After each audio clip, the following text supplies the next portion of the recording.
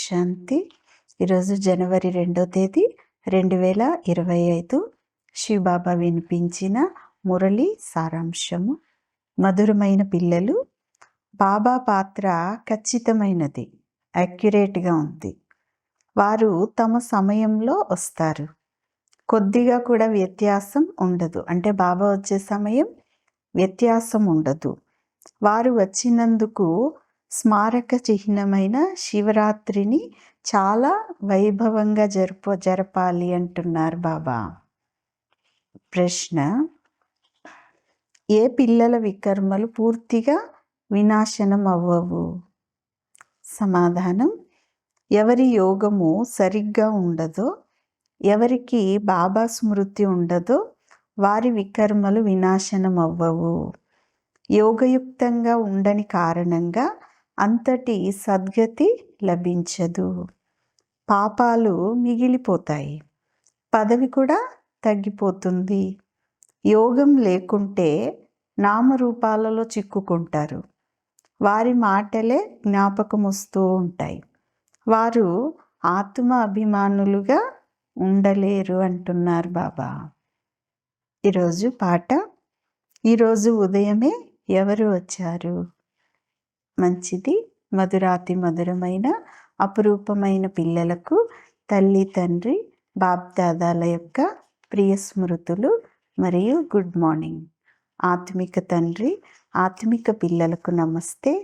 ఆత్మిక పిల్లలు ఆత్మిక తల్లి తండ్రికి ప్రియ స్మృతులు, గుడ్ మార్నింగ్ మరియు డబల్ నమస్తే. ధారణ కొరకు ముఖ్యమైన సారం. మొదటి పాయింట్: శివ జయంతి సందర్భంగా అవినాశి జ్ఞాన రత్నాల యొక్క దుకాణాన్ని తెరిచి సేవ చేయండి.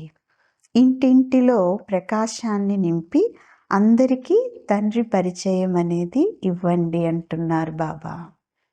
రెండవ పాయింట్: సత్యమైన తండ్రితో సత్యంగా ఉండాలి. ఏదైనా వికర్మ చేసి బాబా నుండి దాచిపెట్టకూడదు. ఏ పాపము మిగిలి ఉండని విధంగా యోగయుక్తంగా అవ్వాలి. ఎవరి నామరూపాలలో కూడా చిక్కుకోకూడదు అంటున్నారు బాబా. ఈరోజు వరదానం: మైపన్ అనేటటువంటి భావాన్ని తొలగించుకొని, అంటే నాది నాది అనేటటువంటి భావాన్ని తొలగించుకొని బ్రహ్మాబాబా సమానంగా అయ్యేటటువంటి వారు శ్రేష్ఠ త్యాగులుగా అవ్వండి. వరదానం యొక్క వివరణ: సంబంధాల త్యాగం, వైభవాల త్యాగం ఇదేమి గొప్ప విషయాలు కాదు.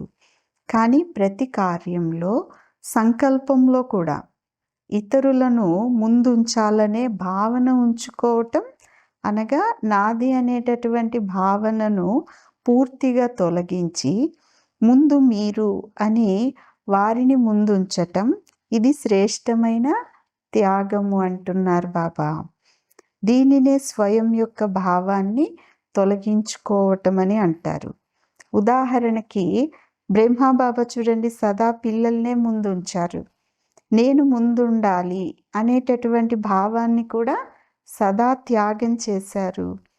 ఈ త్యాగం కారణంగానే అందరికంటే ముందు, అనగా నెంబర్ 1లోకి వెళ్ళే ఫలం లభించింది.